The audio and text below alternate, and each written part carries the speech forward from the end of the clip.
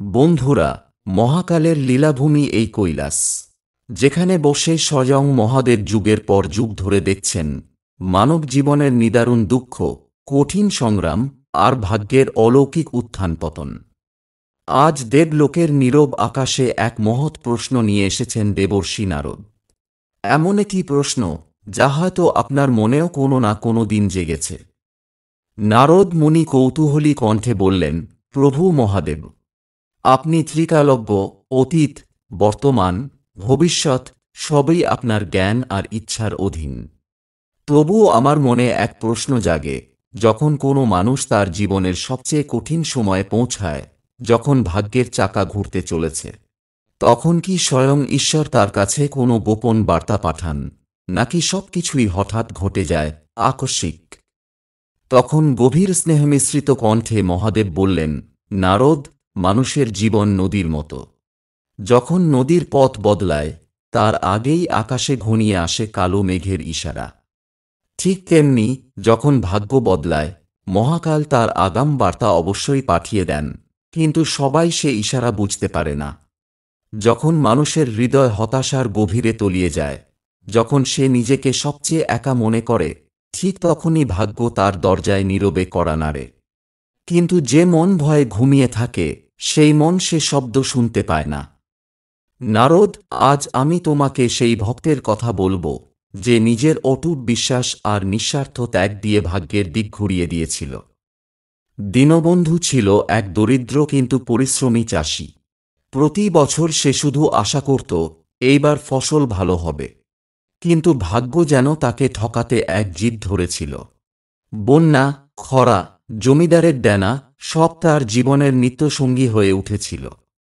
একদিন তার কুঁড়ে ঘরে শুধু জল গরম হচ্ছে, কিন্তু ঘরে এক মুঠো চালও আর নেই। দীনবন্ধুর স্ত্রী বলে ওঠে, ওগো, আজ আমাদের শিশুটাকে কি খেতে দেব? সবই কপাল গো, মাথার ঘাম পায়ে ফেলেও ভাগ্য মুখ ফিরিয়ে নিয়েছে। জমিদারের ধার, দারিদ্র্য আর অপমানই এখন আমাদের সঙ্গী। এরপর ভগবান শিব বললেন, কিন্তু নারদ, নিয়তির খেলা বড়ই অদ্ভুত। সেই নিদারুণ রাতেই ঘটে যায় এক অলৌকিক ঘটনা, যা ছিল মহাকালের প্রথম নীরব ইশারা।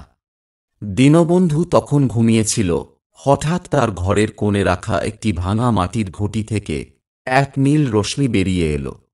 সেই রশ্মি দ্রুত দেয়ালে এক অজানা চিহ্ন এঁকে দিয়েই মিলিয়ে গেল। সে জেগে উঠে অবাক চোখে তাকিয়ে রইল।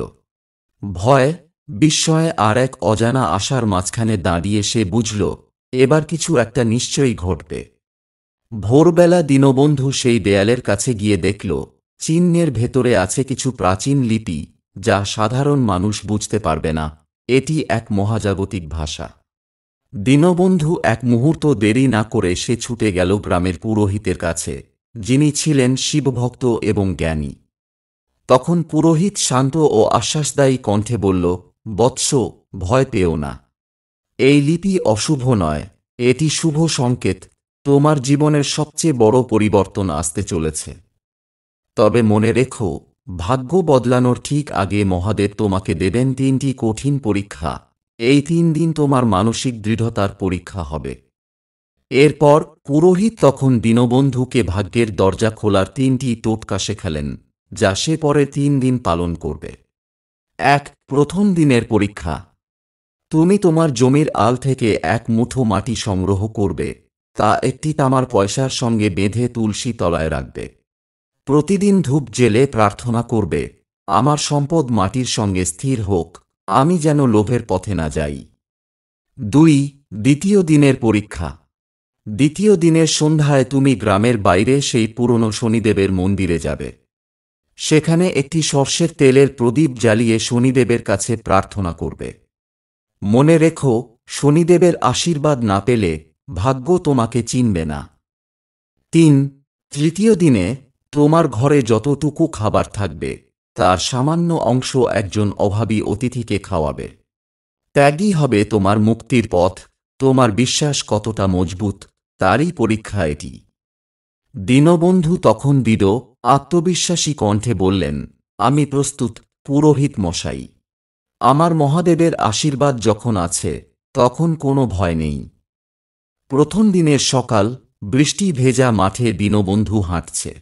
জলকাদা পেরিয়ে সে খুব সাবধানে এক মুঠো মাটি সংগ্রহ করল, যেমনটা পুরোহিত বলেছিলেন।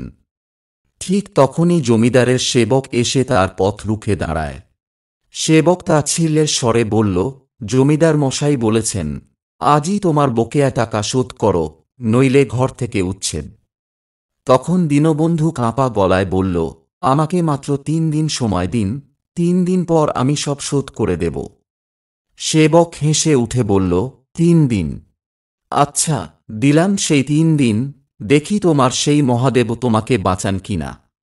এইভাবেই প্রথম দিনে দীনবন্ধু ভয় ও লোভ জয় করল, এবং সে সন্ধ্যায় তুলসীতলায় ধূপ জেলে নীরবে কাঁদল এবং প্রার্থনা করল।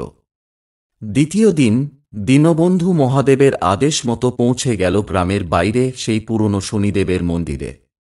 রাত তখন গভীর, মন্দিরের চারপাশে হাওয়া বইছে ধীরে ধীরে, আর দূরে কোথাও পেঁচার ডাক শোনা যাচ্ছে। দীনবন্ধু প্রদীপ জ্বালিয়ে প্রণাম করল শনিদেবকে, আর নীরবে বলল, হে কর্মের দেবতা, যদি সত্যি আমার ভাগ্য পরিবর্তনের সময় এসেছে, তবে আমাকে শক্তি দিন এই 3 দিনের পরীক্ষা পার হওয়ার। তৃতীয় দিনে ঘরে সামান্য এক বাটি চিড়ে, শিশু সন্তান ক্ষুধায় কাঁদছে। তবুও দীনবন্ধু বেরোল অভাবী অতিথি খুঁজতে, কারণ ত্যাগই তার শেষ পরীক্ষা। একটু দূরেই সে দেখল, এক বৃদ্ধা পথের ধারে বসে আছেন, দুর্বল কণ্ঠে কাঁদছেন।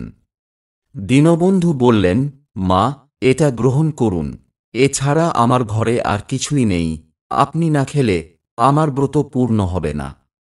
তখন বৃদ্ধা স্নেহভরা কণ্ঠে বললেন, বাবা, তোমার হৃদয় নির্মল, তুমি মহাদেবের প্রিয় সন্তান, তোমার জীবনের অন্ধকার শেষ হবে। এদিকে তৃতীয় দিনের সন্ধ্যায় জমিদারের সেবক আবার এসে হাজির দীনবন্ধুর ঘরে। সেবক বিস্মিত হয়ে বলল, দীনবন্ধু, তোমার ভাগ্য পুরোপুরি বদলে গেছে।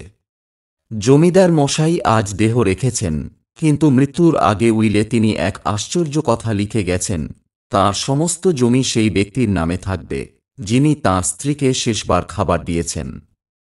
দীনবন্ধু অবাক হয়ে বললেন, কি বলছো তুমি? তাহলে সেই বৃদ্ধা কি জমিদারের গিন্নি ছিল?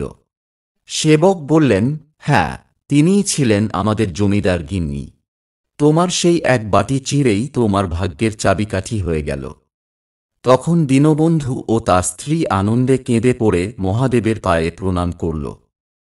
এরপর কৈলাস পর্বতে মহাদেব বললেন, নারদ, দেখলে তো, ভাগ্য কখনো দূরে থাকে না। তাকে পাওয়ার আগে মানুষকে 3টি জিনিস দিতে হয়, অটুট বিশ্বাস, নিঃস্বার্থ ত্যাগ, আর কঠিন পরিস্থিতিতে সাহস। বন্ধুরা, হয়তো আজ এই ভিডিও আপনার কাছে অজান্তেই পৌঁছে গেছে। এটা কোনো কাকতালীয় ঘটনা নয়, বিশ্বাস করুন, মহাকালের বার্তা আপনার জন্য এসেছে, আপনার ভাগ্য বদলাতে চলেছে। আপনার জন্য মহাদেবের 3টি বাণী হল, 1. বিশ্বাসী মূলধন, সংকট যতই গভীর হোক, ভয় নয়, মহাদেবের নাম নাও এবং সঠিক কাজ করো। 2. প্রস্তুত হও ত্যাগের জন্য, পরের মঙ্গলে নিজেকে নিয়োজিত করো, কারণ সেখানেই নিজের মুক্তি লুকিয়ে থাকে। 3. সুযোগ আসছে, চোখ কান খোলা রাখো। দীনবন্ধুর মতোই হয়তো ভাগ্য তোমার দরজায় কড়া নাড়ছে, কিন্তু তোমাকে সেই শব্দ শুনতে হবে। বন্ধুরা, ভগবান শিবের এই বার্তা আপনার কেমন লাগলো কমেন্টে লিখে জানাবেন। আপনি কি মনে করেন, ভগবান শিবের আশীর্বাদে একদিন আপনারও ভাগ্য বদলাবে? যদি চান ভগবান শিবের আশীর্বাদ সবসময় আপনার সাথে থাকে, তাহলে ভিডিওতে লাইক করে কমেন্টে হর হর মহাদেব অবশ্যই লিখুন।